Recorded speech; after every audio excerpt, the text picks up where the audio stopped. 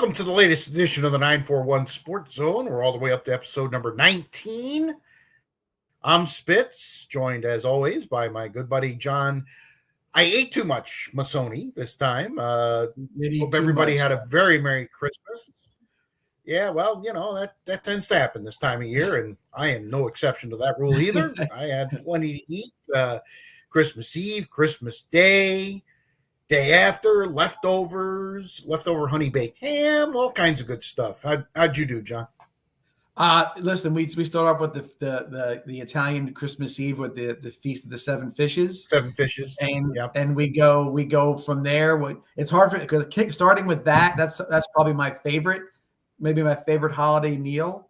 So going from that to Christmas Day to the following day where we had some other festivities going on and some dinners out, you name it. It just seemed like it was endless until about 4 o'clock yesterday afternoon when I was no longer able to put any more food in my mouth. So it was, but again, it's the holidays. It's expected. Probably the worst thing is that it's also right after football season where you carb everything up. You're grabbing things on the go, no matter what you're doing, you're somewhere around the line. You're eating something that's probably not the best choice. So yeah, New Year's resolutions are pretty easy for me. Stop eating. Yeah, there you go. All right, the 941 Sports Zone, before we get underway, presented as always by our good friends at Mighty Dog Roofing in Southwest Florida. That's Mighty Dog Roofing for those of you who speak English. Locally owned and nationally backed, delivering exceptional roofing for homes and businesses throughout the Gulf Coast.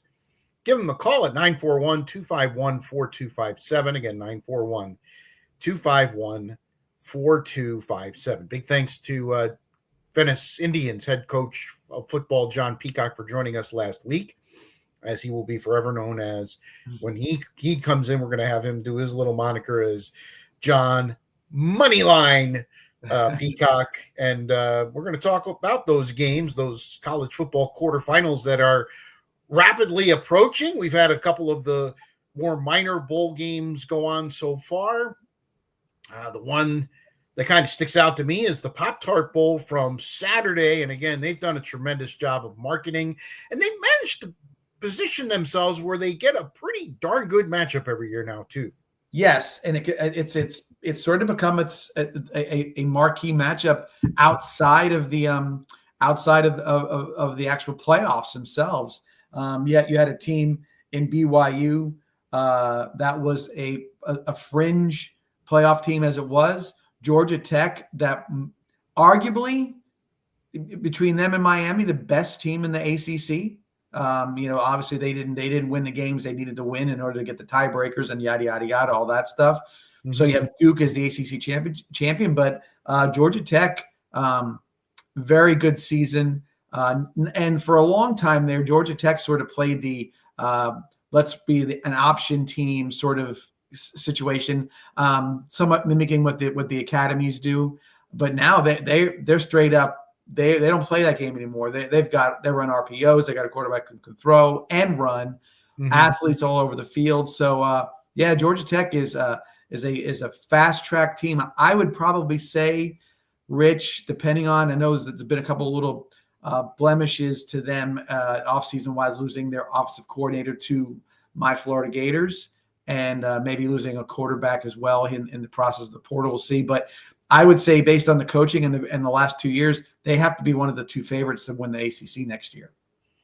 Don't think there's any question about that. By the way, Georgia Tech replaced Notre Dame, who decided to have no fun at all. They certainly couldn't have gone to the Pop-Tarts Bowl because that would have been way too much fun for them.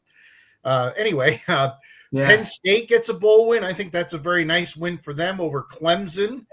And the folks down in South Carolina are none too pleased. They want to send Dabo out on the next train. Well, I'm going to go back a few weeks, maybe 7 weeks or so. And I had said that Dabo was done in Clemson. I thought that the coaching search for Florida should have started with Dabo's agent. You want to have a guy who's been there, done that, especially when you've seen the last four. Failure is a hard word to say, but the ones that maybe not the best coaches for the job kind of situation, and a guy who's one of the only three coaches that is active that is has a national championship. And so you say, why would you not go there? Because this is the writings on the wall. It started with him not wanting to do the portal stuff, the business of him saying he didn't want to be involved with that. He wanted to build his team through recruiting and whatnot. And the idea that he's always had a little bit of a love affair with the SEC, although he doesn't say it too much because he's an ACC guy and he's done very well there. But and Alabama being his maybe school of choice. So I thought there would be a chance to pluck him off there. And right now with the loss to Penn State, if you would have said that was a bowl matchup on week 1, you would have said it would be a bowl matchup in the playoffs. Okay. I think a lot of people had those two teams. Yeah. And Penn State, they didn't come out great. They got rid of their coach early. I think there was a malaise, kind of felt bad for themselves. And then they realized, hey, we got nothing to go. Some guys are saying this is my last chance to play football. Let's go do this. And what they finished with a 5-game winning streak, and Penn State did. So if you look at it from all those perspectives, not surprising. But when you're a Clemson, you don't want to be 6-7 or 7-6 or whatever they finished, because your expectations are higher than that. So I get it. Where would he go at this point? I don't think anywhere. I think he'll be there next year. And then if it doesn't look good early on, there'll be a step down, and they'll get somebody else in there. Again, who we don't know. Yeah. Army wins another bowl game. It's interesting. They said Army's, Jeff Monk and their coaches now 6-1 in bowl games. And my only thing with that, and I think it's great, and I think the fact that they take the bowl game seriously, but when was the last time somebody opted out at Army? They're literally one of the few teams that go to a bowl game with their entire squad intact. Right. And that's the truth. And by the way, I did say before about Georgia Tech doing running off like the academies before. Well, these academies now are not running just a pure option offense. Army throws the ball downfield. They stretch the field, and what a difference it makes. I think the fact that that Army, Navy, Air Force have all gotten better is because they do stretch the field a little bit when it comes to certain things. You just can't throw 10 guys up at the line of scrimmage and mano a mano, and here we go. Army can do some things, and so can Navy. The games are tight. They're always tough. But boy, was that a good-looking Army football team in that bowl game. They did a great job. At the Wasabi Bowl in Fenway Park. It looks really Fenway Wasabi Bowl, or Wasabi really Bowl. Funny. Yes, exactly. And Houston with a nice win over LSU. Obviously, Lane Kiffin's, going to have a completely different squad there. They had a lot of guys opt out. The one game I thought was interesting, North Texas won their bowl game, and I think it was the New Mexico Bowl, if I'm not mistaken. They beat San Diego State 49-47. I think both teams just scored again. But I thought it was real interesting. Everybody from North Texas State went to the bowl game, and now they have 43 guys in the portal. 43. Yeah. Crazy. Well, the coach is leaving. Right, and that means they could go. Yep. Right. So they all go. And quite honestly, it's to be expected from a team that is the, because a good I draw like the 6 other conferences, not the Power 4. The AAC, the group of 6. Yeah. Group of 6, right. Group of 6. That's the vernacular I'm looking for. But anyway, that group of 6. If you're playing at North Texas and you're a top 25 team or thereabouts, they kind of waffle back and forth, but they were close to being a conference champion as well. There's a lot of good players on that team, and the coach is gone, and there's money to be had. They're all scrambling for the portal. But I will say this, again, from experience and watching this all happen, they left in droves after a couple weeks after the hire of Summerall at Florida. But they're going back now because they're like, no, let's talk about this.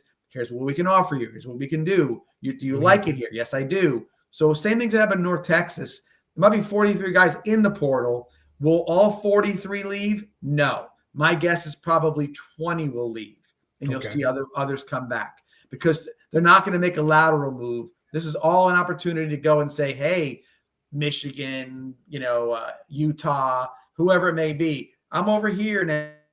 My film, I'm a pretty good, strong safety, and I got a year left, and I'd like to make $350,000. Boom. Yeah.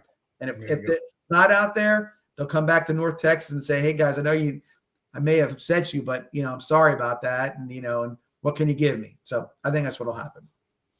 Speaking of Michigan and Utah, Michigan hired former Utah head coach Kyle Whittingham to be their next head coach. Not a Michigan man per se, but a no-nonsense guy. And I think the right guy to clean that program up because it needs a complete flush. I am very surprised by this move. I am too. I thought that he was done, and I thought and good. I always liked the fact that he went to Utah, and you always talk about why wouldn't you stay for 25 years somewhere if you got a good gig? Well, he did. He had a great gig, and if you've ever been to the Utah in that area, it's a beautiful place to live. It's they got a great fan base. They take their football serious there.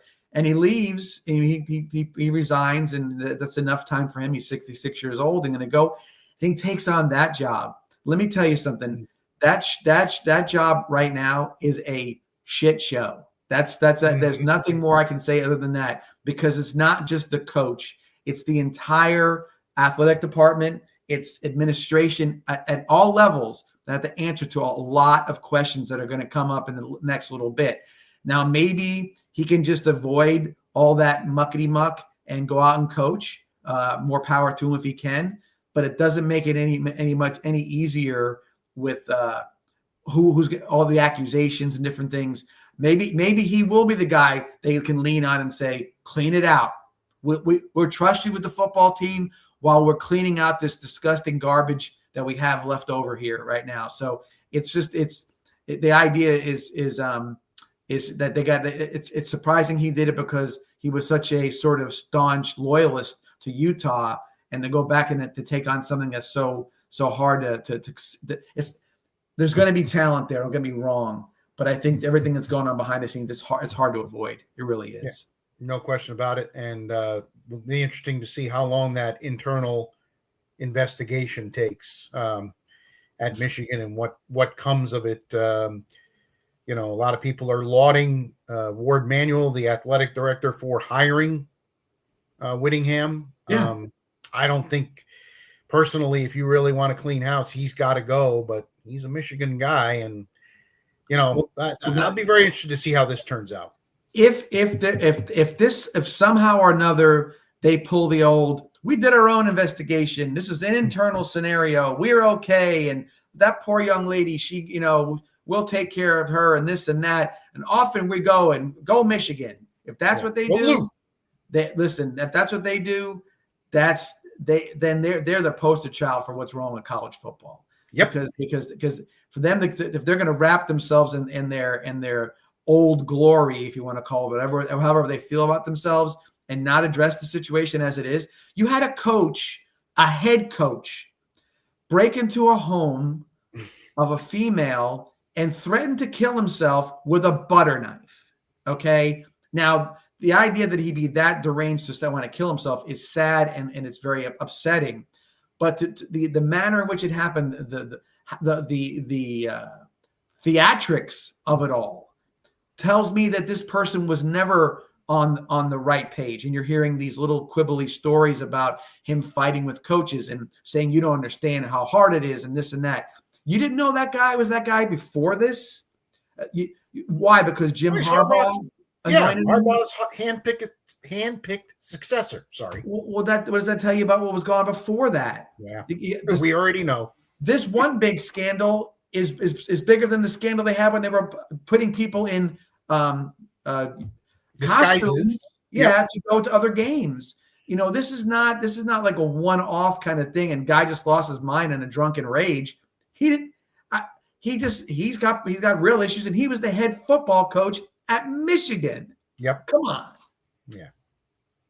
All right, let's get to the games on the field. We've got, I think, four pretty good matchups in the quarterfinals of the college football playoff. It starts on New Year's Eve, the Cotton Bowl at Juris Place, as number 2 Ohio State welcomes number 10 Miami, who, of course, beat Texas Tech in the first game.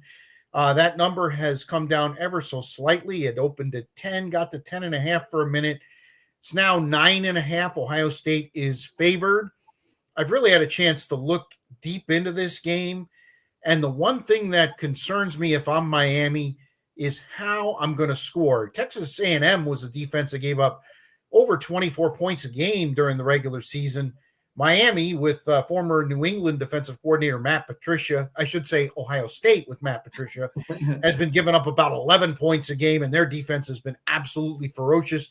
They held Indiana, who obviously scored points throughout the year, did 13 points in the Big Ten championship game. I know they ended up losing, but I look at this game and, it's going to be incumbent on Miami to maybe score off the turnovers, score off special teams in order to stay in this game. What say you, John? I think if I'm looking at this game, I think it's going to be similar to the game that against Texas A&M and Miami was, and similar to the Big Ten championship, which was Indiana, Ohio State. Okay, both low-scoring games, both very close, coming down to the wire situation. I'll say this: the key player in this matchup is Carson Beck. Okay, yep. I've been down on him as the transfer he was. I don't think he had a great year. I'm not really sold on him as a consistent producer on the field. But if he can get the ball downfield against Ohio State and get chunk plays, I think Miami's got a chance to score at least in the 20s. Now, the flip side of that is Miami's defense. That defensive line is so athletic. You got a freshman quarterback in there.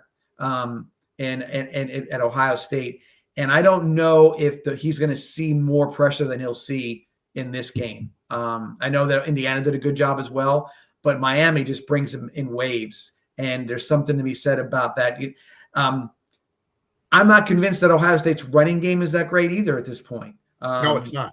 So I know it's going to come down to the big receiver Smith and what he can do.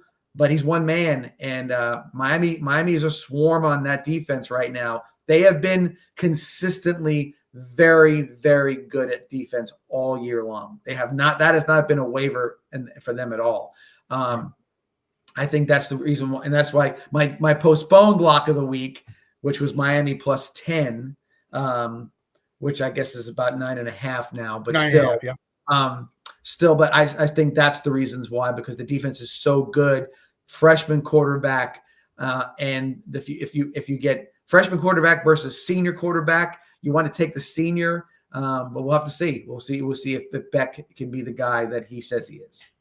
Well, I think there's two keys to this game. Can Ohio State run the football? And like you said, they have not run the football very well all year, although they do have a running back named Bo Jackson. Yes, and actually, he's probably their best back, though. He's their most dynamic back, and they've been giving him the ball more and more. And Ohio State's just going to have to commit to it. The other thing is in the Big Ten championship game and in the first round, both teams' kickers really struggled. Now, Texas A&M, we had a 30-mile-an-hour crosswind, the Miami kicker gets a little bit of a pass on that. But both teams, the team that is going to have to score in the red zone, and by score I mean not just touchdowns, but field goals. I think points are going to be at a premium in this game. Yep. That's why I, too, will take the 9.5. I think this game is very close. I think it's a one-score game. Miami's going to have to get creative. They've got to get Tony the ball. I think that's, you talked about Smith. I think Miami's got to get Tony the ball. They're freshmen. And he was dynamic, especially on that last drive. And, that last drive of the Texas A&M game, he scored the only touchdown. He is lightning in a bottle. So I think this is going to be a great game. It's going to be a low-scoring game. I know those are not your favorite, John. I know a couple of games this year have been it can be a little but I think when there's something on the line, really on the line, it kind of makes it a little it's like you don't want to go to a baseball game in May and see a 1-0 two-hitter. Okay. Mm-hmm. You don't mind going when it's the World Series and it becomes historic. So that's kind of the difference from a viewership perspective. I'd love to look real quick, the game last night, the Niners and the Bears. Oh yeah. That's entertainment. That's close, kind of thing. So no doubt, but we'll see what happens. Uh, wouldn't be surprised if Ohio State won, but I just don't think they're going to win by a lot if they do. Yeah, no, I'm totally with you. I actually think Miami's going to win the game, my personal opinion. But I think Okay. that I wouldn't be surprised though, because I think it's closer than the number, which is why I think the number is a good one to take. Yep. All right, and then we have 3 games on New Year's Day. This is going to be odd, watching the Orange Bowl in broad daylight. Although I guess Florida State and Georgia won the 63-3 game a few years ago. That game was, like at 3:30 in the afternoon. This is going to be at high noon, and you mentioned the weather could be a little bit of a factor. The wind could be a little bit of a factor, although the conditions should be ideal in South Florida, upper 60s, low 70s. Oregon and Texas Tech. It's a 4-5 matchup, and it's as close as, this is by far the closest spread. Oregon is favored. The number's gone up. It's now 2.5 against the Red Raiders. That doesn't change my theory. I think Oregon is an excellent football team. I just think, take what you got in the first half, not the second half of their game against James Madison. Right. But Texas Tech has been undersold all year long, and they're being undersold again. I like the Red Raiders in a close game here. I think their defense is tremendous. I have some questions about their quarterback, but he's done what he's had to do, and they can run the football as well. This is quite a game. There's no doubt about it. I will say this is the game that last week when we had Coach Peacock on, nobody wanted to take that game. It's that close, and there's going to be some interesting sort of dynamics. Can Texas Tech's defense slow down the Oregon offense? And right. I mean slow down. I don't mean not let them score. I'm talking like not let them score in 5 seconds. That sort of explosiveness that the Oregon offense has. Right. I will say this, that you're right. Quarterback versus quarterback. Obviously, if you're an NFL scout, you like Dante Moore more than you like the quarterback from Texas A&M. However, Texas Tech, I should say. But it's going to be a very interesting football game. Jet lag or coming across country. That's they're already there. I'm not even worried about that. Yeah, but it's still hard to get used to that a little bit. But Oregon coming from a cool climate, it might be muggy down there in Miami, because when we get cold fronts, they usually don't make it through to Miami. You get weird rainstorms down there when we're not getting rain, and could be a little humid. So we'll see how that all plays out. Maybe a fan or two on the sideline. I will say this. It should be Oregon to win this football game. Mm-hmm. And I say that because of experience, of being in these moments before. Dan Lanning as an assistant coach as well. I will say this, that a little bit of the shiny new car feel that Dan Lanning has about how well he's doing. If he loses this game, I could see there sort of being a little bit of like, well, maybe he's not all he's out to be. I'm not saying that's fair, but I think that there's expectations that Dan Lanning should be winning these games.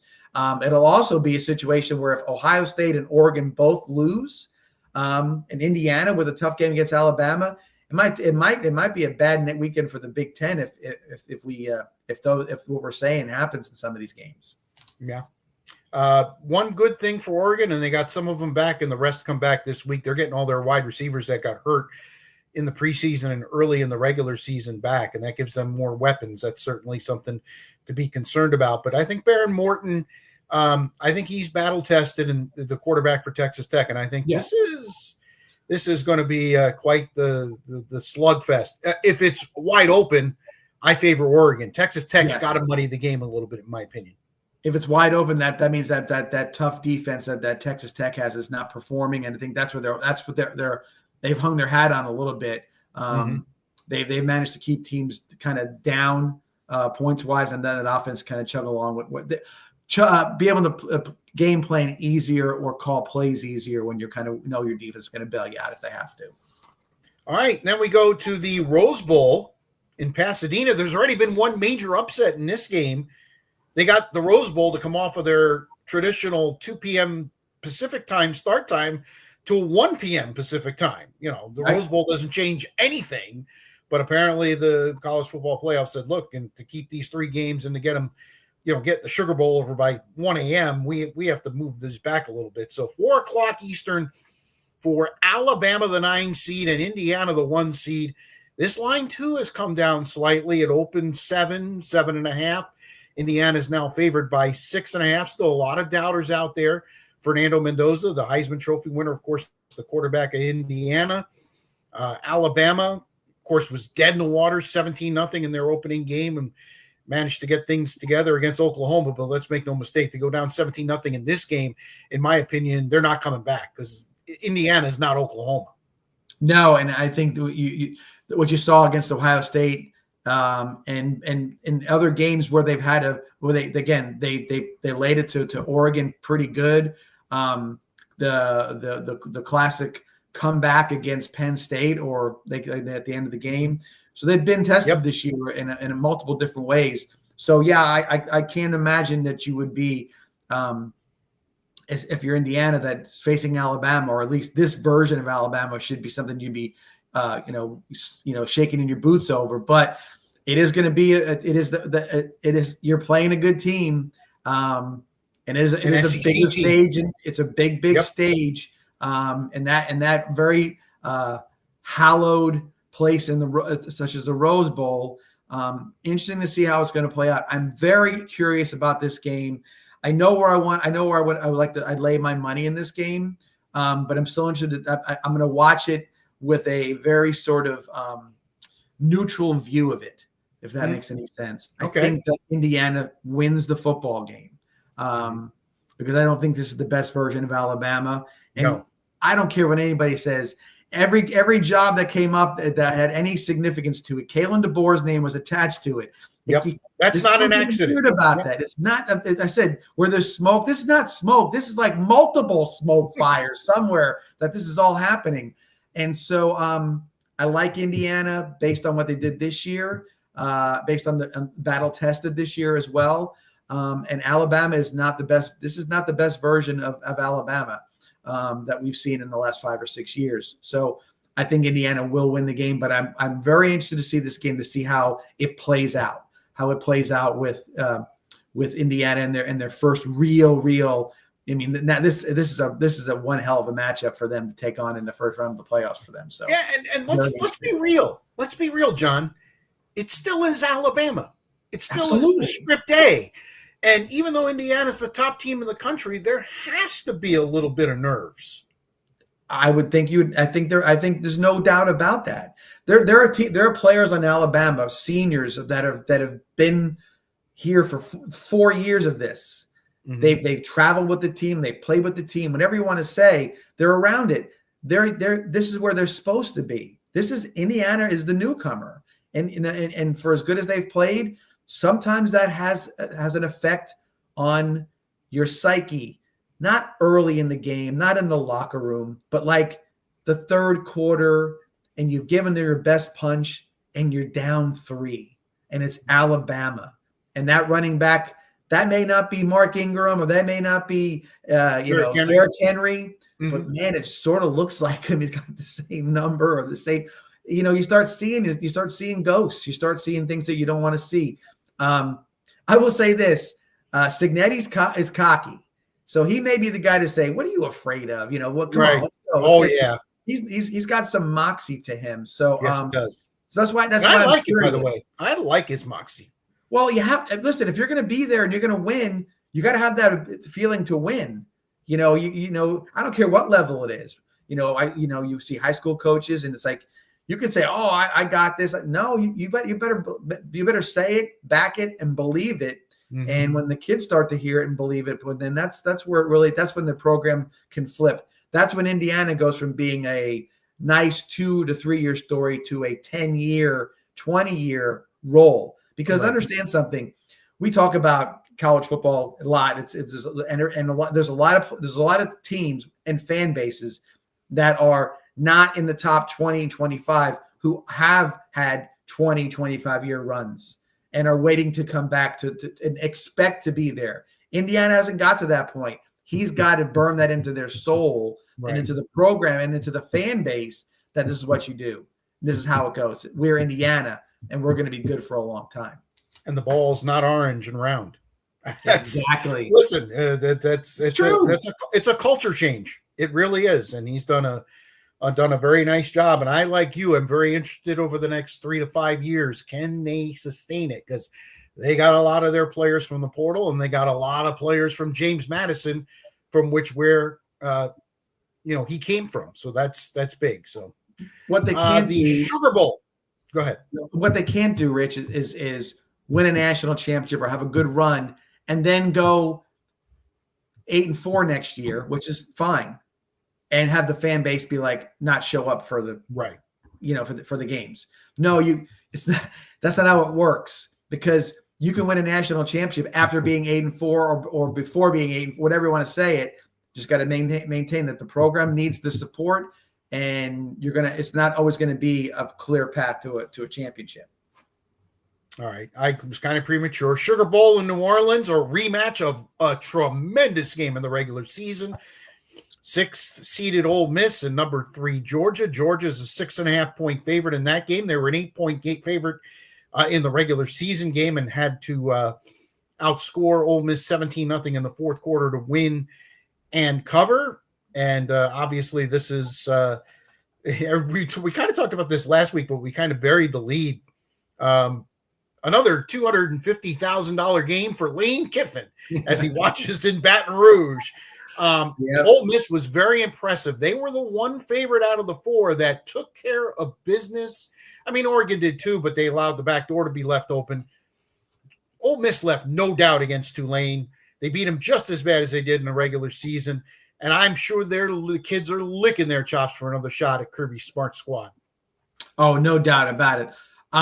SEC Network and different people at different times were showing replays of games from this past season. A few of Georgia games, a few Ole Miss games, and just skimming the channel surfing, and you kind of see something. I can tell you this, that Ole Miss was a better football team than Georgia for probably all but one quarter of the season. Correct. Yeah. Okay. 1/4 of the season, like 1/4 of a game into the season. The last quarter of the game against Georgia Ole Miss, Georgia came back to win that football game. Okay. Ole Miss has had a better year than Georgia. Now the records are records. That's who you are, right? But if you're looking at this game and looking at it prospectively about how Ole Miss played better all year, okay, and that tells me something about Ole Miss, they've got a dynamic quarterback who can run the football. Quarterback versus quarterback, who's better? The Chambliss kid from Chambliss, yeah. He's better, okay, than Gunnar Stockton. All right. Running back to running back. No, it's not close. They got better running backs. They've got 9 receivers. They just bring guys on the field and they waves 4, 7, 8 guys out there. The only difference right now from what they were before is that Lane Kiffin is in Baton Rouge watching the game. Okay. I think that Charlie Weis Jr. is going to call a great game. I think the defense is going to be challenged with Georgia because Georgia sort of imposes their will, so to speak. But I like Ole Miss. I like Ole Miss in this game. Big question here, and I think he's going to be ready, but Kewan Lacey did get banged up, the running back for Ole Miss in the first game against Tulane. He needs to be 100%. And the Ole Miss defense is going to have to find a way to calm down Gunnar Stockton. And I know you say, Chambliss is better and numbers-wise, and I think he's more dynamic, but the last half of the year, Stockton has done a nice job running that offense, and Kirby's got the defense playing a little better. This is a slobber. This is a true SEC battle.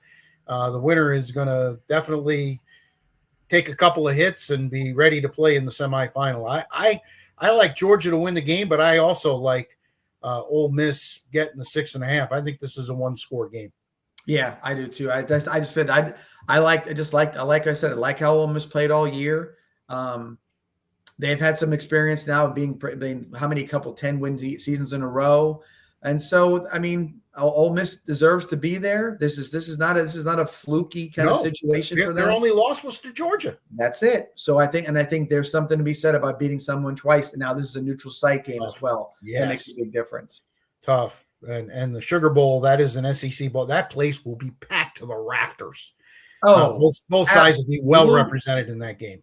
Absolutely. That's going to be unbelievable. I mean, I'll say this.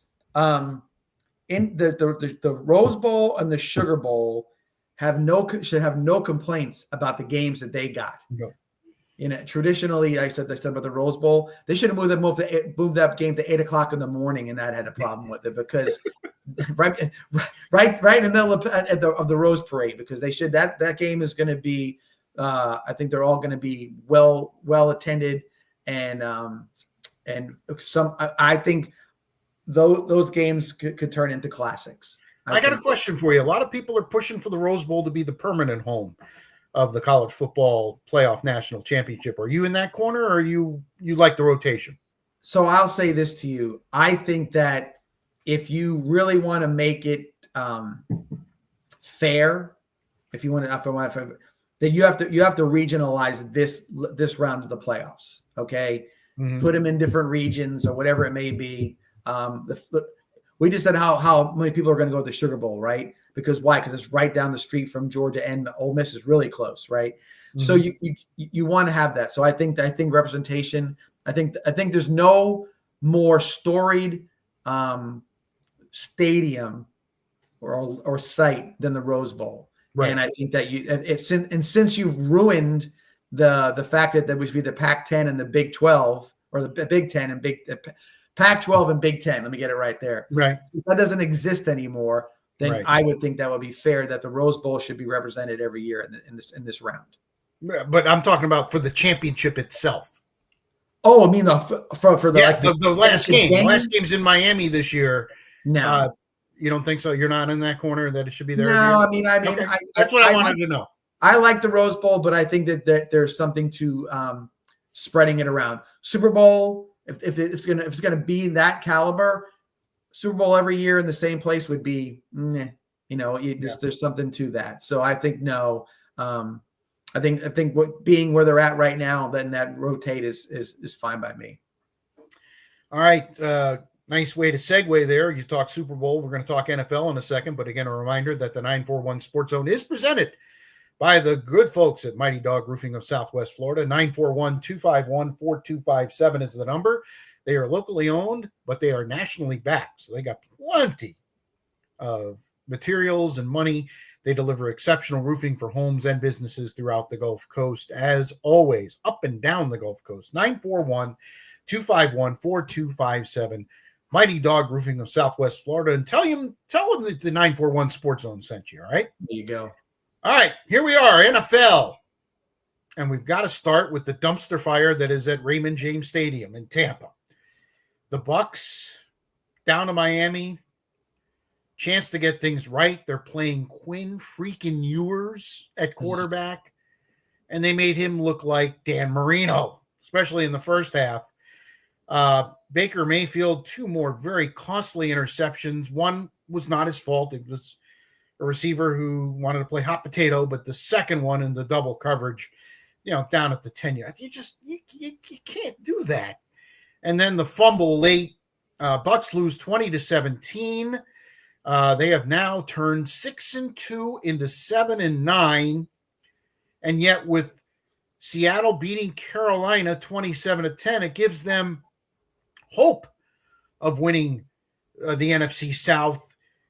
There is a little fly in the ointment. Atlanta's got to lose one of their next 2 games, and they play, as we're recording, they'll play in about 6 hours tonight in Atlanta against the Rams, who no longer have a division to play for. Right. So some interesting dynamics in play here, but what has happened at One Buck Place? Just it's an unbelievable. The Bucs are going to try to become the first team since the merger to lose 7 of 8 at one point in the season and win the division. I've been saying Todd, a lot about the Buccaneers, but I will now say Todd Baker, because Baker has become part of the problem. Yes. This is Baker. Okay, you get this is the good and bad.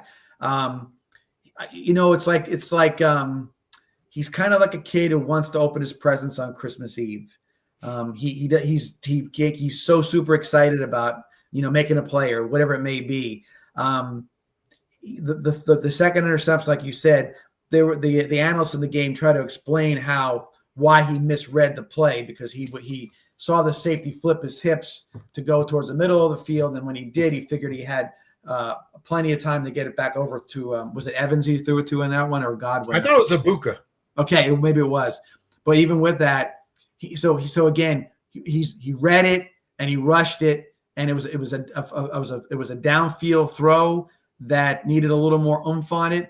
It wasn't even. I mean, the safety Davis was standing there waiting for it. It wasn't even he over anticipated something, because that's sort of how he gets. He gets a little ahead of himself. He's a little over his skis when certain things happen. I mean, for as bad as that play was, it was a little later in the game, or when he was going to get sacked on a fourth down play, and the guy flings him off his back like he wasn't even there. The guy's got amazing talent and amazing. I guess you would say he's just elusiveness. He's just a guy.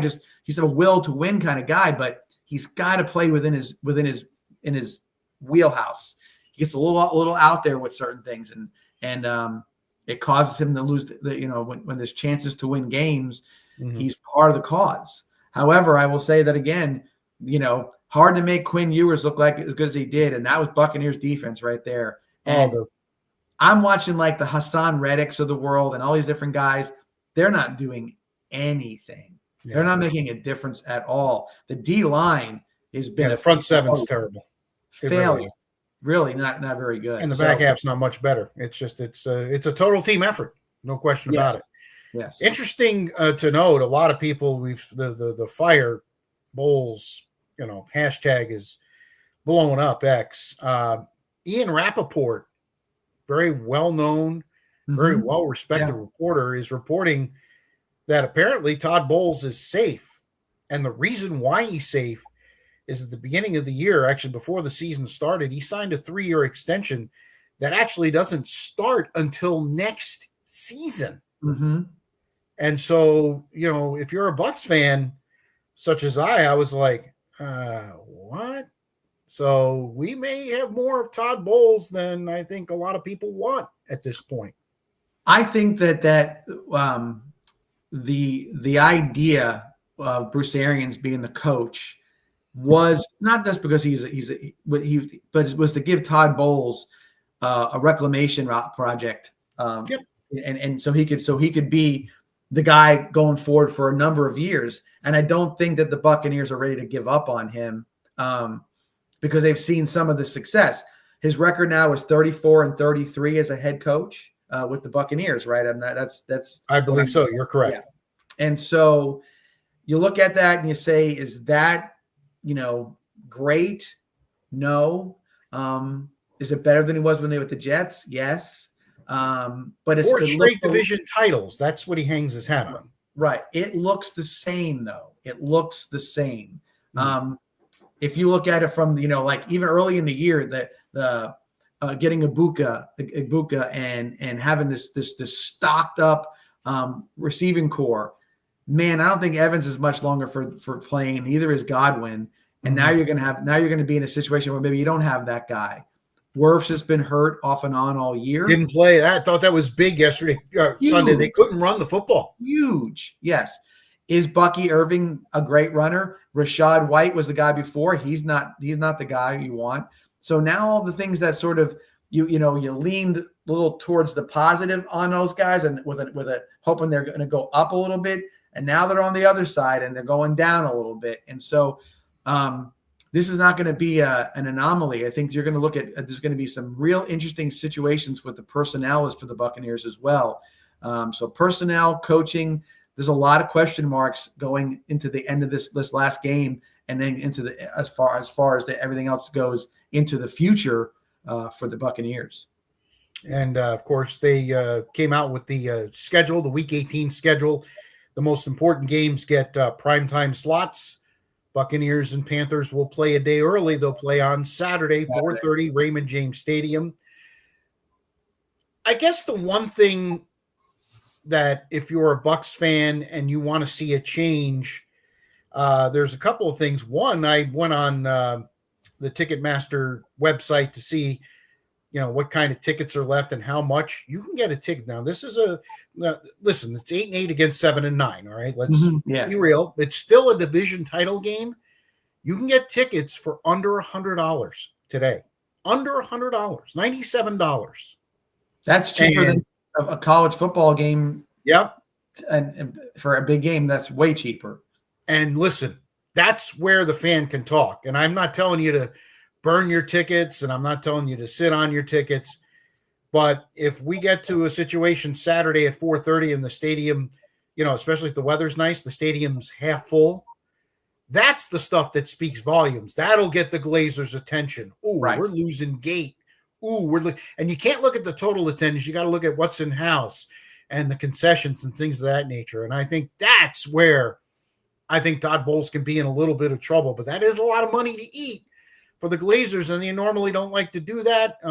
They did it with Gruden. He had a big contract, but they more often than not, they don't do that. Two coordinators, offensive coordinators. One guy's going to be on the other side of the field from Todd Bowles on Sunday. Correct. Another one is winning the division in Jacksonville. Yeah. And they're both on the rise. And you have your head coach and your staff now that have been on a 1-7 run to end the season. And so you got to look at that as well, because the fan base knows that they look at those kind of things as well. So it can be, you're right, you said, complacency is terrible. Yes. But is complacency or not showing up at all and basically, just sort of walking away from the situation is even worse. And if that does happen, you're right. There'll be something to be said. You talk about the Glazers, though, about looking at losing money. Todd Bowles will be a lot of money to lose as well in that situation. Yeah. So we'll have to see. They've got some decisions to make. There's no question about it. The Chicago Bears, let's congratulate them. They are winners of the NFC North despite the 42-38 loss last night to San Francisco in a wildly entertaining game. The reason they are division champs is because in the backup bowl, which was a Peacock exclusive, boy, I'm sure they were excited about that, huh? Yeah. They wanted Jackson against Lowe, and they get Love. I'm sorry, Jackson against Jordan Love, and they get Todd Huntley against Malik Davis. Malik Willis. And in the end, Willis gets hurt as well. But Baltimore, John Harbaugh might have saved his season by accident because he's got a backup quarterback. So what does he do? He does exactly what he didn't do the week before. He leans on Derrick Henry and voila, 4 touchdowns and 41 points. Sometimes coaches just step in it. It's funny that you say that because you start to lean towards, what you think is the shiny penny, the fast car, whatever you want to say. And Lamar is a great player. Don't get me wrong, but Baltimore was built their success around hard-nosed defense and grinding it out. Correct. Okay? And I believe, like I said, looking at Lamar over the years, I think weather's affected him a little bit when these games get cold and his game doesn't maybe suit that kind of a scenario. He's a frail dude. If you compared him to other big body quarterbacks, he's not one of them. And so he's going to get beat up. And this is an attrition rate with him. It's not just what happened this year. It's what happened in the last 5 years with him.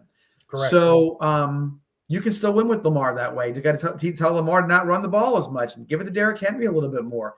There's so much that if I'm Pittsburgh going into this Pittsburgh-Baltimore game, I'm scared to death of that version of Baltimore. I'm scared to death of the Derrick Henry with, four touchdowns and however many yards rushing. That scares me that he's revving up for that part of the year. Well, here's the interesting fact here. They haven't used Henry that much, John. He's fresh. No, I know. He's fresh for a divisional championship game. He's fresh for a playoff run. that makes them extremely dangerous. Pittsburgh should have took care of business on Sunday, but for the fourth straight year, they went to Cleveland, and for the fourth straight year, they came out with an L, a big fat L. How many Steeler fans do you know? I know that several family members were at the game. Okay, so I'm telling you, if you're any kind of a sports fan, you can't not know at least 3 or 4 crazed Steeler fans. Mm-hmm. And what they will tell you is they'll say, you know what's going to happen? We're going to go to freaking Cleveland and lose. Yep. And they say it all the time, and you hear it all the time, like, nah, not this year. And what do you know? Mm-hmm. Crap. They blow it. It's some of that stadium or some whatever it may be. That Cleveland is just that thorn in your shoe, whatever it is, they cannot get rid of it. And with so much on the line for that game, for that to happen, ooh, that was rough. That was just rough. I'd love to tell you, this game's going to be such a good game. I mean, because it's got all the makings of a Baltimore-Pittsburgh, just a great, tough, hard-hitting football game. I don't know what happens. Both, if Lamar's back and Rodgers is 42 and brittle, who knows what's going to come. I think the team who wins the game is going to come out just beaten to death after that game. They're going to face the 5 seed. They're going to face either a white hot Houston team, the Chargers, or Buffalo. And that's bad news, I think, anyway. Although Buffalo and Baltimore played that 41-40 game at the beginning of the year, and Buffalo has trouble stopping the run. But I don't think Buffalo, the way things look right now, they need both teams, Houston and the Chargers, to lose, while the Chargers probably will lose to the Broncos. I don't think Houston's losing to Indy, especially since Phillip Rivers has decided he's done. They're out. He's done. He gave it the old grandpa try, and I thought the last 2 games he looked very good. I don't know, that ill-fated pass after Liam Cohen. What did that just? This was what's bugging me way back when. And what is 3 points? Tie game, 42-yard field goal. Little's one of the best kickers in the NFL, and you go for it? I mean, what the heck? Right. It's trying to be smarter than you need to be. Yeah, and you got to win. Sometimes it's really easy. Score points. That's it. You win by 1, you win. Not by 7, not by whatever. You win the game. So that sometimes I think coaches overthink it a little too much. Yep. So that's the Sunday night game. That's the marquee game of the day is the Baltimore-Pittsburgh game. Great way to end the regular season. Houston kept their division title hopes alive by beating the Chargers 20-16. Although watching that game, the Chargers beat the Chargers. They just did everything. Herbert had a couple of key turnovers, 1 in the end zone. They missed the extra point with a chance to cut the lead to 3. Extra points are becoming a little bit of a problem. And whereas in Buffalo, you understand they're on their 3rd string kicker, the conditions yesterday were atrocious. They're playing inside a freaking dome stadium in LA, and you got the most accurate kicker of all time, Dicker the kicker, misses an extra point and basically puts the game out of reach, because they're not scoring twice against that Houston defense. Give the Texans credit for, they started 0-3 and 2-5, and give them credit where credit is due. They figured out who they were. Yes. That's it. And they said, hey, look at that defense and said, you're a scary bunch of guys out here. Go play like that. And they did. And they have. And they've looked like a team you don't want to face in the playoffs. And Stroud has played very much within himself. He hasn't overdone anything, but he's been consistent. So, yeah, I think maybe the one thing is that they probably need a little bit better running game. I think it's good. I'm not sure it's great. Right. But I think the Texans are you don't want to see them either at this point. No question about it. So they've still got an outside shot at the division. Jacksonville hosts Tennessee. And while that sounds like, oh, Lord, but Tennessee always gives Jacksonville a problem. If somehow Tennessee wins that game and Houston beats Indy with probably Riley Leonard at quarterback, Houston could actually become a division winner. And as dangerous as they are as a wild card, they're even more dangerous if they somehow get a home game. You got that right. So we'll have to wait and see on that. Denver gets the AFC West title with the Chargers loss, and they could be the number 1 overall seed by beating the Chargers on Sunday, or the unthinkable, which would be New England, who just buried your Jet. They say what you want about New England, all right? And listen, they played the easiest schedule. The winning percentage of their teams is under 40%, and that includes playing Buffalo twice. But they do what they have to do. They came out and they punched the Jets in the mouth and punched them in the mouth again, and they put that game away before the second quarter even began. Coach versus coach, first year versus first year, okay? And you look at that game and you say to yourself, so I grant you're rolling out Brady Cook as your quarterback. Yeah, I didn't even know he was on the roster, dude. An average quarterback from Missouri, okay? An average in college, okay, at that point. Yep. And there's no expectation of you ever winning that football game. And so your confidence level on both sides is the scale is tipped. It would be like this, that New England's confidence is here. The Jets players are looking around. And at the end of the day, they look around and I saw headlines, Jets quit on coach, quit on whatever it may be.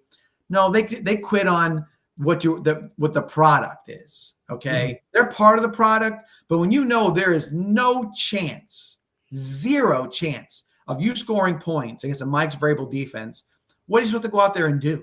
You know what I mean? I do think the defense was like, this is what we're doing. F you. I'm not doing this. I can see that. But what's the expectation? There was no expectation. You have no chance, none, 0 of winning that football game. And they played like it. And again, the choice of Mike Vrabel as your head coach, I will say this, from a 1-year window, okay, when the Jets tried to hire Bill Belichick in 1990, what? I think it was 99, yeah. Yeah, whatever it was. And they didn't. And they got the next guy, whoever the next guy was at that point. It might have been Herm Edwards, it might have been whoever, but I don't recall. This could be the magnitude of that, where the Patriots got the guy that everybody should have been wanting to get, and the Jets got Aaron Glenn, and everybody else goes on with. And could Aaron Glenn be a good coach? Maybe. I don't know. I can't say that there's a chance they could be better, but he's starting. He had 1 whole year to waste everybody's time with whatever they were doing with coordinators and everything else. You're starting over fresh next year, brand new. Yeah. And I'll tell you what, and you know me about this. If they trade 2 first-round draft picks to move up 2 spots to get Fernando Mendoza, I'm throwing my laptop through the window during the draft. Okay. Because that's how stupid that would be at this point. There's so many. They got to get a free agent quarterback. I think they need to. I know they swung and missed with Aaron Rodgers, but they've got to evaluate what's out there. The guys that are there are definitely not the answer, and I think that's a big part of it. If you named off the stupidest teams in the NFL from his Jets are at the top. They are the gold Jets are way up there, but Cincinnati's not far behind them. They've had some better runs here and there, but they're stupid as hell. They don't know what they're doing either, right? Cheap, dude. And they're stupid as can be. The Raiders are now becoming a part of that whole stupidity as well. You know what I mean? So there's some teams out there that they're just stupid, right? All right. So if I'm in the room with the other stupid guy, I'm walking up to him and saying, "Hey, stupid Cincinnati guy, I'm the Jets. I got 5 first-round draft picks. How many of those do you need so I get Joe Burrow off your hands?" I love it. I mean, so if you're not going to get more, and it appeals, and John, it appeals to them because you know what? Draft picks are what? They're cheap, and the Bengals will be in heaven because they won't have to pay. They already paid Burrow, and they paid Higgins, and they paid Gerard Chase. Yep. It's Higgins and Chase won't be there together next year either, so they'll follow Joe Burrow. There's a lot of things you can do that make it. You got a decent offensive line, whatever, but this whole thing is like you got to undo your stupidity, okay? Yes. And you're gonna have what happens when you have 5 first-round draft picks? You fall in love with a player who's a 3rd-round draft pick, and you take him at number 11 overall because you have another one you can waste, okay? That would be so Jets. It would be so Jets, John. Oh, don't even go there. Don't put that idea in their head, okay? Oh, it's already in their head. It's probably engraved on the wall. They read it every day. Let's do something stupid in the draft. That's what they do, and it's unfortunate that they could actually.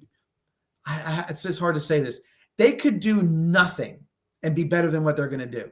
They could just do nothing. Because what they're going to do is going to be worse. You know, they got sold on the idea they had. I will say this: the best thing they did do the season be gone was get rid of Sauce Gardner and get rid of Quinton Williams. And I know there's probably Jet fans up north and everywhere saying, "Oh my God, you got to be kidding me! Where are they? Where's Quinton Williams right They're now? both on IR. Both and you on got the the IR, picks. right? And you got the picks. And we got the picks. That's one of the smartest things that organization did, to be honest with you. Now they got to follow it up. Either package the picks and get yourself a first-rate quarterback, or you're just going to have to hit a home run on all of them. And unfortunately, I wouldn't, as a Jets fan, I wouldn't have the confidence that you could do that. Team that shares the stadium with them, the New York Giants, right? Yeah. You got Jackson Dart. You got him in the draft last year. Okay. How many games did he play this year? 6, 7? Nice 6, 7. Good job.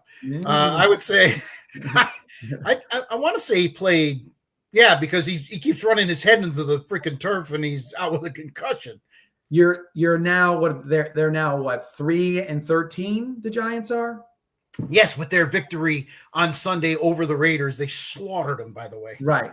And they took themselves out of the first pick. They don't need it because they're not going to get a quarterback. Whatever their feelings are, Right. But the idea is that the Giants and Jets are the same team right now, as far as the record shows you. Okay, new coaches are on the way, obviously, and this is whatever's going to happen with the Giants, whoever they get. Aaron Glenn's a new coach, and so you look at that and you say, look at those guys. Are they any closer to being better with Jackson Dart next year? I don't know because they will. And I'll tell you why. Malik Neighbors and Cam Scatterbo, those two guys are out. They're going to be back next year. I think they're set up a little better than you are. Right. So I say this is why I say to you, but there's going to be a year or two's worth of growth for Dart. You're going to have to do all that stuff. If you do the Burrow thing, okay, get Garrett Wilson back, who didn't play the whole last year. Big for you. Yes. Re-sign Breece Hall. He's a great running back. You see him; he gets 14 carries, 112 yards, 100 whatever he does. They don't want to give him the ball for whatever reason. And then you go out and get a couple free agents and get some, and then spend those draft picks properly. You're in good shape. You're at least on paper you are. But again, those are things that we don't do as the New York Jets. Yeah, it's sad. All right. We talked about Patriots can get the 1 seed if they win their game against Miami, which is up here in the elements. And Denver loses to the Chargers, which is certainly a possibility. I mean, Denver is a 1 seed. That's about the least scary a 1 seed as I've seen. And they're not exactly closing things in a gallop. Broncos. No, I like that. No. They got lost, and they didn't just lose. They got smacked around by Jacksonville. And then on Christmas night, they just, mucked it up with a Kansas City team that's playing a bunch of JV guys, and they had to score 2 minutes left to win that game. Denver needs to get it together. Maybe it's better they don't get the bye. I think you're right. Again, Bo Nix, a lot of experience in college, played 90 games in college and whatever he did. And so, and Sean Payton has been steering him. It's almost like he has him like he's a drone. He can move him around, do what he wants with him, and the kid's coachable. When you look at Denver, the record shows that they are the number 1 seed and they have won some games. But man, there's some game they could easily be 9 and 7 right now. Yep. Yeah, there's no doubt about it. So it's just going to see how that all plays out. But good coaching can always prevail, and it's going to be about the matchup they get as well. They're going to match up better against certain teams than against other teams. Like I would tell you that if you line them up, whoever wins the NFC North, that's a matchup I could see Denver having. AFC North, AFC North.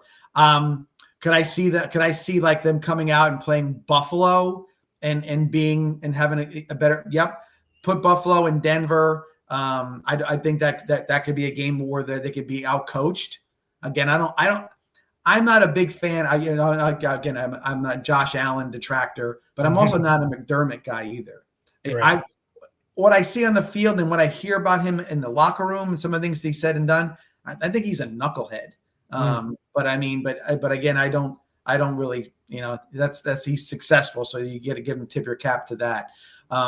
So Denver's going to be a matchup scenario for them. If they get the right matchup, home games are going to be something. Again, I hear what you're saying, but boy, it's never mile high since I can remember when Craig Morton brought the Denver Broncos out of obscurity and they had to get Mile High against the Raiders. Mile High has been so hard to win for a lot of teams that it's going to be cold as heck. You're talking about altitude. There's a lot of things to go into that. Well, if it's cold in the east, it usually means it's warm out west. The Jacksonville Denver game was a game that was played in the 60s, and that gave Jacksonville a little bit of an advantage, in my opinion. Yeah, no doubt about that. So we talked all about pretty much all the scenarios. In the NFC, Green Bay is locked in as the 7. They can't go up, they can't go down. They are in, and they will play whoever the 2 seed is. Right now, that would be the Bears in an epic third matchup, although will Jordan Love be ready to play? That's a big question. I think that the Bears, I think we watched the Bears pass the Packers, pass the Lions, pass the Vikings. Yes. I mean, they're clearly the division champ. Yep. But I'm saying, I'm talking into the future. Yeah. Because now the Packers, I think I give them a little bit more of an edge.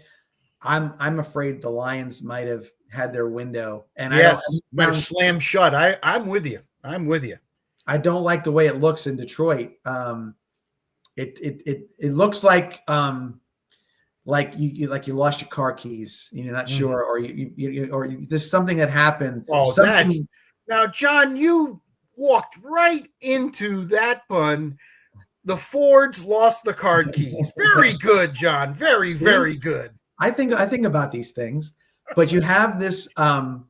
There's a situation where you look at Goff. There's just something that's not quite right. The players are still on the field. They're not being moved in the right positions, and things aren't happening real like they did a couple of years ago. They need to draft defense, and then when they're done, they need to draft some more defense. I think that's part of the deal. Like I said, and I do think it's hard to replace two coordinators. Yes, that were both good. By the way, are having success. Aaron Glenn. I think Aaron Glenn. I think he's going to be. I'm sold on Aaron Glenn. Somehow he's going to have to trump Woody Johnson, but I think he's got a shot. And listen, Ben Johnson is right there with Liam Cohen. To me, those are the 2 guys that are going to be the final candidates for Coach of the Year, and you could split hairs. Yeah, I'll say this. What I like about Ben Johnson is that he didn't take no crap from anybody when he first got including his quarterback. He got his quarterback in line.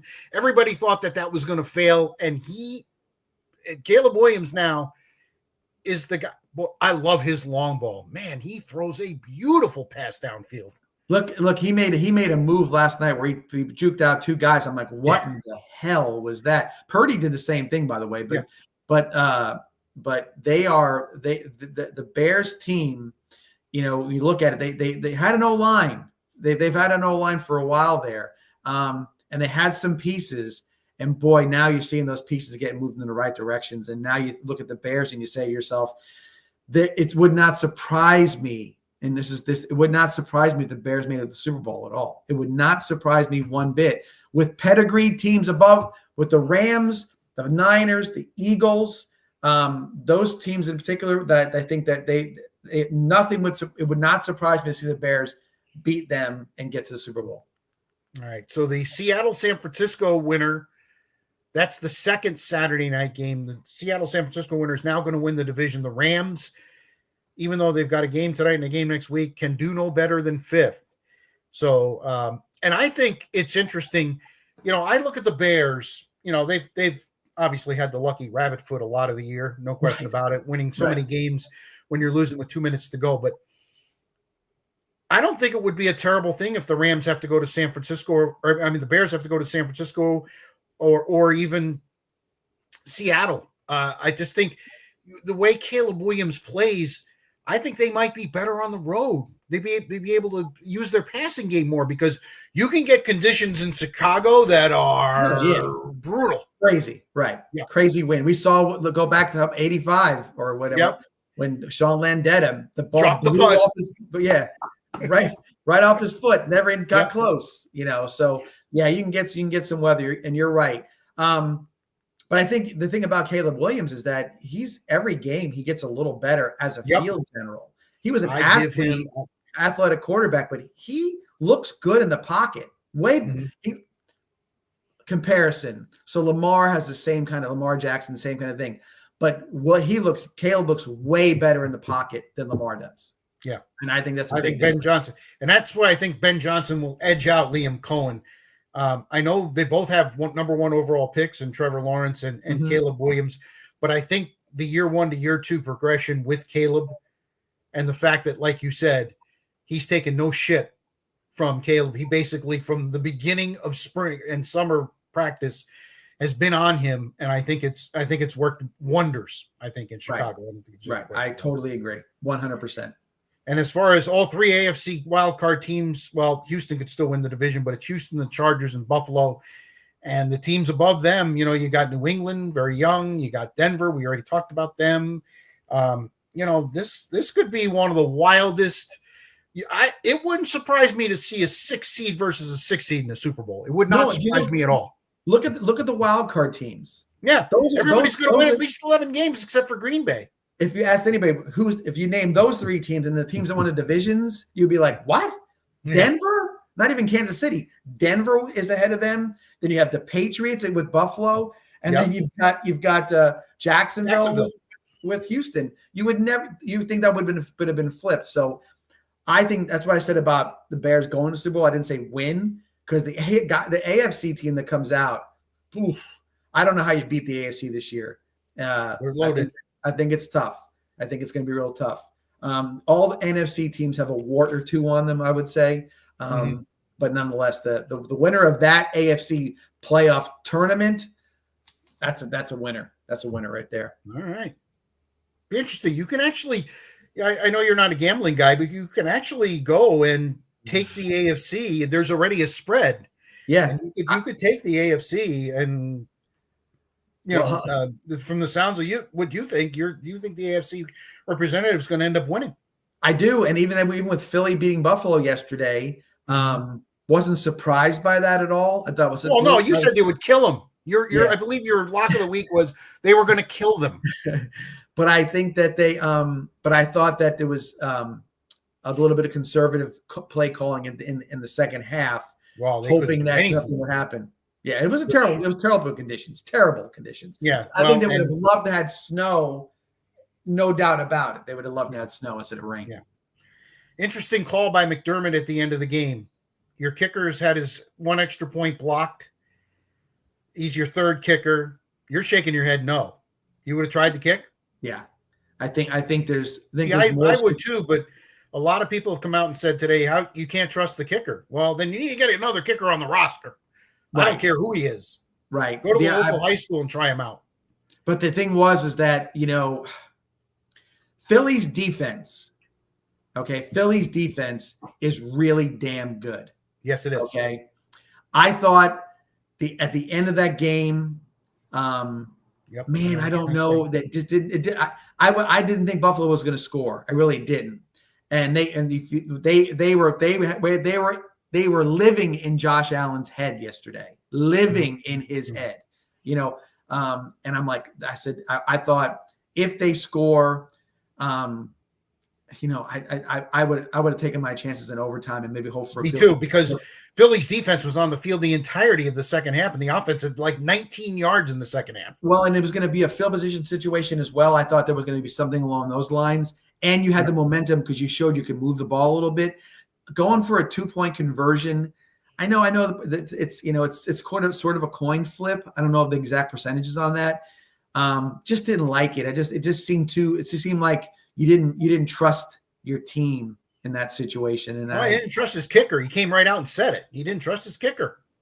Well, again, that's tough. Then I guess it's tough luck, but that's what happens. Well, the guy was open. That's the other thing. Josh Allen just flat out missed him. Yeah. And I just think he was exhausted. It would, again, I know you talk about this a lot, but really they didn't have anything going yesterday, John. He thought he had to put on the cape, and he did everything he could, but when it came to the last play, he just couldn't make the play. They kept him in the pocket that last play, knowing full well that he was not going to stand there for 5 seconds and wait to throw the football. Either he was going to throw it right away or run. And when he knew he couldn't run, he made a crappy throw. And that's what happens with him. And how bad is he injured? That's the other thing. I mean, they talked about it a lot during the game, that his mobility was definitely compromised. All right, what a week and what a final week we got in the NFL, and the playoffs are going to be they're going to be epic. It's going to be a freaking lot of fun. 941 Sports Zone brought to you by Mighty Dog Roofing of Southwest Florida. Locally owned, nationally backed, delivering exceptional roofing and for homes and businesses throughout the Gulf Coast. 941-251-4257. 941-251-4257. Let's start integrating some other sports, because before you know, we're not going to have any football to talk about other than off-season stuff. The Tampa Bay Lightning continue to do really good things. They won their 4th straight yesterday. Did blow a 4-1 lead in the third period. Gave up the tying goal with 4 seconds left. But they did end up beating Montreal in a shootout 5-4. They jumped into second place over the Canadiens in the Atlantic, 47 points, 2 points behind Detroit, who has actually played 2 more games. John Cooper, I've said it 100 times. He's the best coach in this town. It's not even close. And I don't think he gets the respect that he deserves. What he's doing with this year's team is nothing short of amazing. He didn't have Vasilevsky for 6 or 7 games. Edmund's been out. The Stars have been out, and yet here they are, right at the top of the division. I love, the building of this team. Okay, has been just a thing of beauty to watch. Transitioning guys in and out, getting and by the way, I don't think I've ever heard. Maybe Stamkos was upset about his jettisoned being out of there, but they all are. They love their organization. Yeah, they want to play for them. Yep. You've got they signed free agents in Florida. Right. Exactly. And you watch the building of the team, the lines they build, what they do. The goaltending is obviously that's generational, how good he is. It's just like you watch it and you see the games and that there's going to be that they can turn it on. I love the fact they got Gord back. Kucherov is Kucherov. Point is an unbelievable playmaker. He's unbelievable. And you can't be loaded everywhere. I know defensively sometimes they're a little shaky here and there. But they got rid of some guys that they needed to get rid of, and they got rid of character guys that weren't really playing up to where they wanted them to. Yeah. They're made some tough decisions. The Stamkos decision was tough. Yeah, I think they're back for a long run in the playoffs. I really believe that, and it's that Cooper knows how to get him there, and it's a really cool thing to watch. That team, and I will say this. The fan base in Tampa for hockey, they know it. Yeah. You hear like, they're not educated hockey fans like people in Boston and Montreal, blah, blah, blah. Right. No, I think that they are. I don't think as many of them, but they know. They know. They go to those games and they watch it. There's no doubt that the Lightning fan base understands what they have is special, and they show out in goals because of it. And on Saturday, John, another edition of the Bloodbath. The folks in Toronto would love Toronto and Ottawa. They try to fabricate these rivalries. Florida and Tampa Bay hate each other. No fabrication. They've met in the playoffs several times. The Lightning, the first 3 years of the decade to the Stanley Cup Finals. Florida, the last 3 years of the decade to the Stanley Cup Finals. And every time they play, it's a bloodbath. 106 penalty minutes last game. Yeah. And that was with fights in the third period. If those fights were in the first period, you would have seen 200 or 300 penalty minutes. Right. And so, and that's, and again, people talk about fighting in hockey. People don't realize that they're walking around with weapons in their hands. Yep. It's like a baseball player running around the bases with a bat in his hand. Yep. So, and the speed of the game is another thing, and the size of the players. An ice rink, or at least to me, when I go to the games, it looks small. Yeah, well, it's only compared to what 200 feet. Yeah. It's only 200 feet. And you watch these guys coming down and they're all on skates, they're 9 feet tall. They're going 1,000 miles an hour. They got a stick in their hands. It's an unbelievable sport. And so the fighting side of it, I understand. You'd almost have to have that pressure release or whatever it may be, because if you don't, you see what happened back in the day when you had guys getting swinging sticks at each other's heads and stuff like that, because they couldn't fight. It didn't come out because they wanted to get viewership in the late 60s. So they said, everybody go and fight each other. The fight was because you're not going to board my guy into the, or break his neck or do something stupid to him. And your goalie had no mask on back in the day and had to protect him too. So, but the idea of it is that way. And the idea that a rivalry can have that type of intensity is what it is. Every time they play. That needs to be, you need to have that pressure release. I buy into that 100%. And like I said, the folks in Toronto would love, one of the original six or two of the original six to have a rivalry like that. And they just, they can't even fabricate it. I mean, this is just good old fashioned hate. And the fact that the Eastern Conference champion the last 6 years has come from the state of Florida has to just eat at the craw of Rangers and Bruins. Yep. And I'm in Boston. I know the Bruins fans. They're just like, we can't freaking beat them. They just, and it is that both teams play a physical. Lightning were a little more skilled team. Yep. Florida just plays a physical game. And then in a 7-game series, that just wears you out. Yep, it does. It definitely does. In the 80s, Mm-hmm. in the 70s into the 80s, you had the Islander dynasty and you Canadian had dynasty, the Edmonton Oiler dynasty, right? And Yes, so you look at those dynasties as they were, and you say, they had some unbelievable skill guys, right? Gretzky, and if you're knowing the Islanders back in the day, you had the Potvin brothers. Right. Bossy.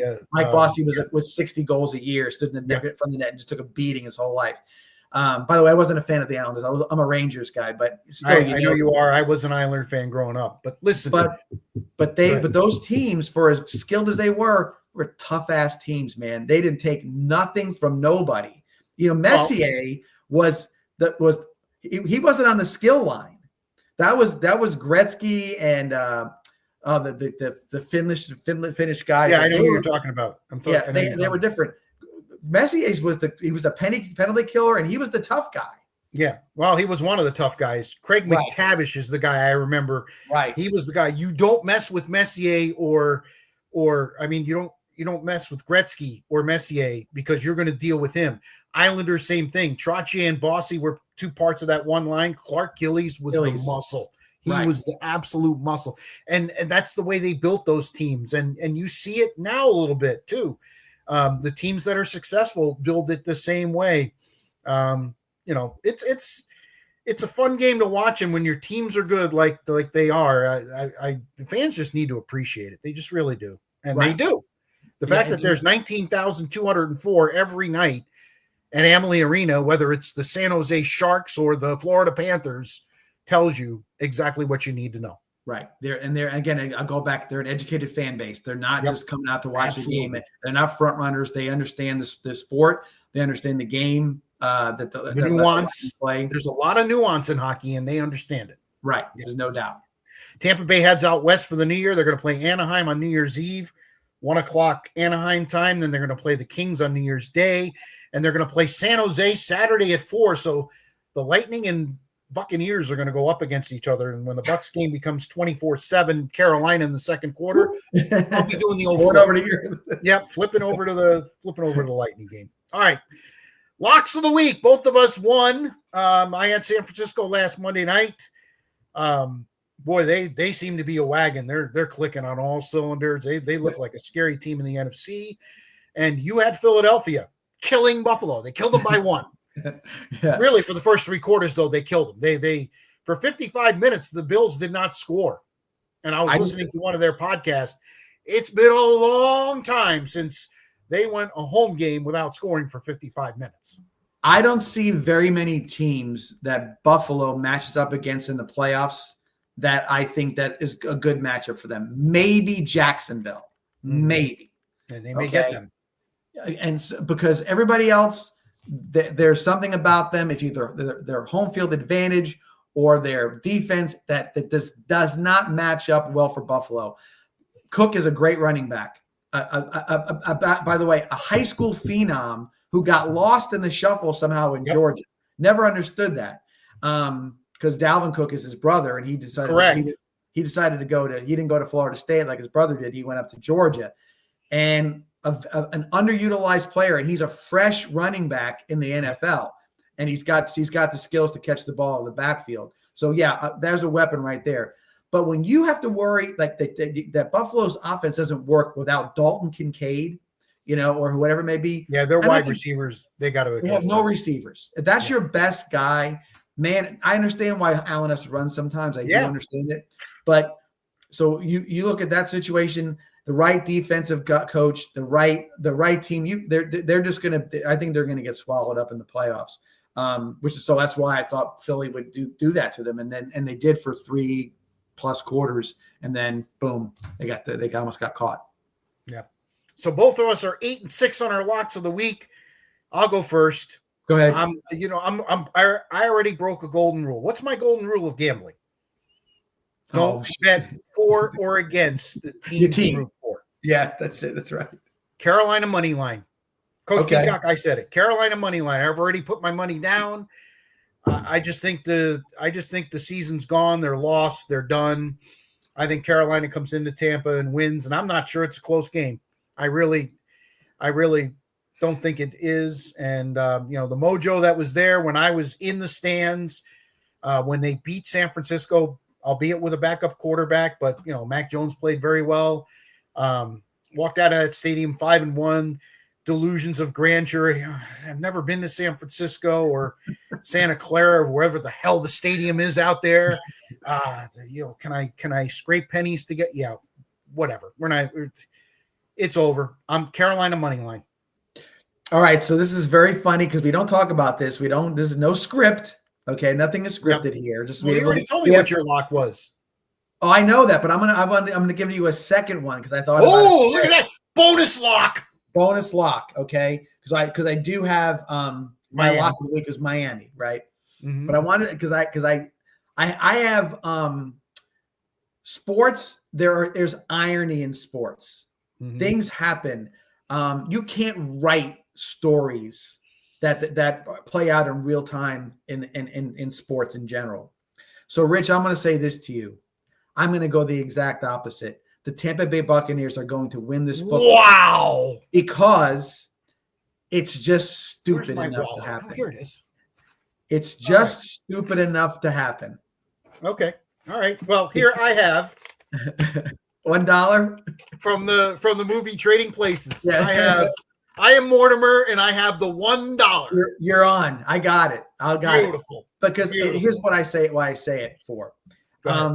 It's just one of those things where sometimes the ball bounces your way. Certain things happen. Tampa Bay has played very, very tight. Todd Bowles has coached. Totally agree. They play tight and they've coached tight. And now you got nothing to lose. Okay.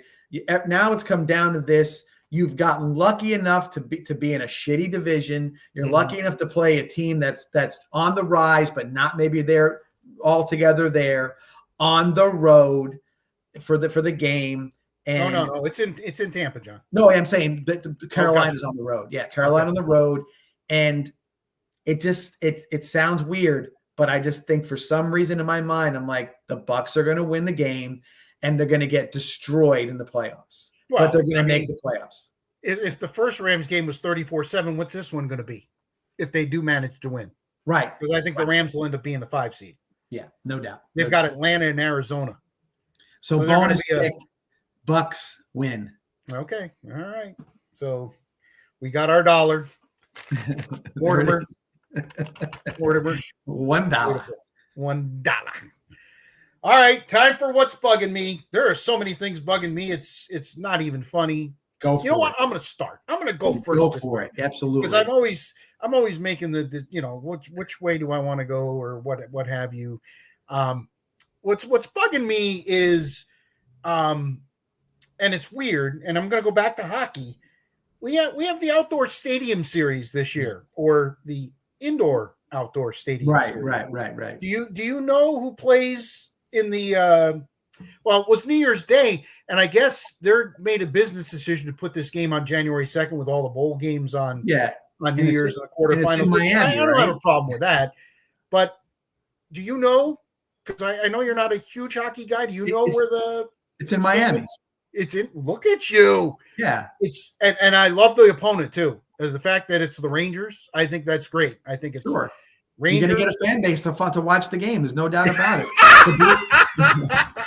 Yeah, they can't even get half of the arena filled there, even after winning 2 cups and going to 3 finals. But the blue shirts are going to be there, so they'll watch the game, I'm sure. That's right. So it's the stadium series in Miami. You know, this is already where everybody's like, "Oh my God, how is this possibly going to work?" Well, they had it in LA a couple of years ago, and if it can happen in LA, it's going to happen here. I mean, listen, the technology is such that they'll take care of it. It's going to be a night game, which is smart. I think, you got to play that game at night. And of course, in February, they're going to play a game at Raymond James Stadium as well. The Boston Bruins and the Tampa Bay Lightning. They're going to turn they're going to turn the stadium at Raymond James into a nice rink. That's more interesting to me because that's true outdoors. At least they can control the climate a little bit in Miami by keeping the roof closed. But it just bugs me that, the stadium series, I don't think the NHL puts enough into that. I really don't. I think it's a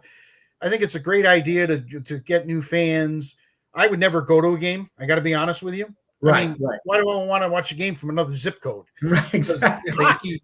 Hockey is about intimate settings. Right there. Right. Yeah. Right. That's what I'm saying. And these two settings, and I mean, Marlins Park's not that big. It only seats 36,000, but let's face it, the sight lines are going to be, what they're going to be what they are. Right. So it bugs me that they don't. When this first came out, I thought it was a great idea. It was played on New Year's Day. It was played in cold weather climates, and now we're doing it in Florida. And listen, I'm a Florida guy. I love the fact that they're going to try it down there, but it needs to get back up north. I think they played one year at Yankee Stadium, didn't they, or was it Citi Field?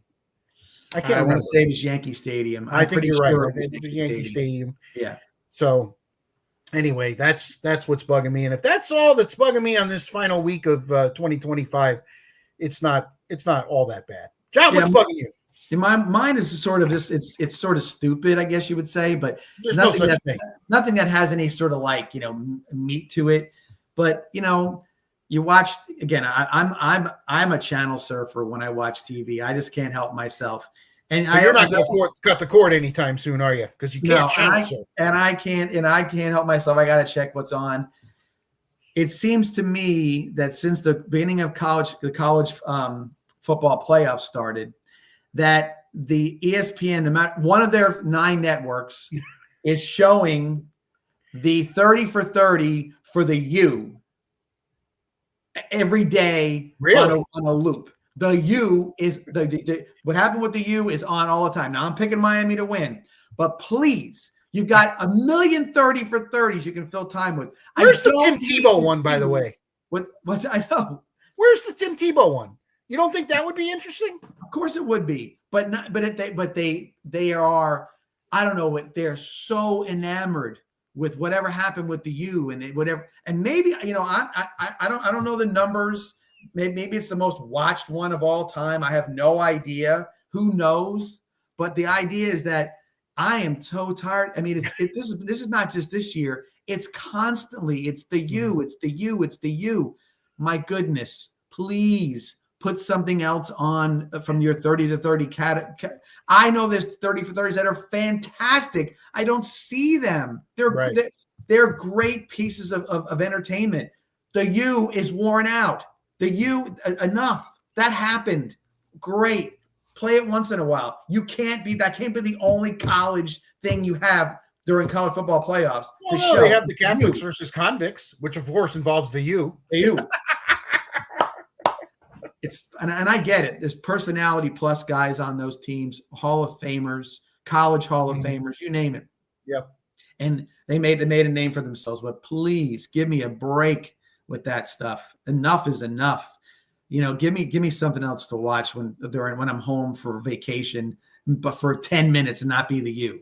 So yeah, sick of that. No more U. Put him out for a little while. Give me something else. All right, I like that one. Again, I want to check in with ESPN. How's the Tim Tebow one coming along? And I'm not a Florida fan, but I would love to see that. The greatest press conference ever, in my opinion, was after the Mississippi State game, when he basically sat at that podium and said, "We ain't losing again. Right. That's on me, and we're not losing again." And I loved it. That level of intensity he didn't change that level of intensity until the season was over. And that's what that's not to start another conversation, but I get asked a lot, and it happened just not long ago. I was at a party and somebody asked me this not long ago: who's the best quarterback ever at University of Florida? Blah blah blah. And I'm like, okay. I said, it's categorized in a certain way, okay? Because the best football player was Tim Tebow, okay? The best quarterback was Danny Werfel. You think so? Wow. But the best Gator of all time, the guy is Steve Spurrier. Okay. So you look at it from those perspectives. And why do I say Werfel as a quarterback? When you watch Danny Werfel play, he could do things he read defenses flawlessly. He led players. He didn't throw bombs. He threw them different in spots of the field. It was artistry. It was unbelievable. And he learned from the guy that had passion for the game. Tim Tebow was a football player. Okay. And he did what he did. If it was 1 inch, he was going to get the 1 inch. If it was a pass that needed to be made, he could make the pass. Okay. Right. If you asked him to go play inside linebacker, he would have. Yep. Okay. So he was a football player. I think that's why his teammates respected him. Because if he was just a quarterback, they may not have respected him as much as they respect him as a football player. And he was a football player. So that's a quick sidebar on the Gators. So that's always my answer. That's always my answer to everybody. That's interesting. That's how you put it. I was mocking Werfel, and you actually think he's the best quarterback. And how can I argue? I mean, he was Steve Spurrier on the field. He really was. He was a guy who was composed, a guy who really bought into it. He didn't have a great arm. No, and again, it wasn't going to make it in the NFL. We know that. Okay. But Jeff George could throw it pretty far, but he wasn't much of a success either. He had a 10-cent head. Yeah, exactly. So that's the thing. But that's the thing is you don't have to be a great college player. It doesn't always translate to being a great pro player. So that's where that works. And I think Fernando Mendoza is that guy. I think he's a great college player, but maybe not a good football player, a pro player. There's my dollar. There it is. Getting it. That's right. I'll send it. Right, that'll do it for this edition of the 941 Sports Zone. Somehow, John, we ran incredibly long with only college and pro football and a little hockey to talk about. A lot to talk about, though, Rich, because it's all coming down to the crescendo. And you know what? We'll do this again next year. How's that? Absolutely. There's no doubt about it. 3 more days. All right. We'll have a lot to talk about next week. Oh, God. We'll have the quarterfinals will be in the books, and the semifinals matchups will be set. The college football playoff, they kind of draw this thing out, in my opinion. I don't like the from the conference championship games to round 1 to the quarterfinals takes a month. They gotta condense that a little bit, in my opinion. There's a lot of things, Rich, that the NCAA, or I shouldn't say college football, let's say, I don't want to use that in particular, have to tighten up, from the portal to the NIL money being spent to coaching changes. Right. Thanks for bringing up the portal. The portal actually opens on the second.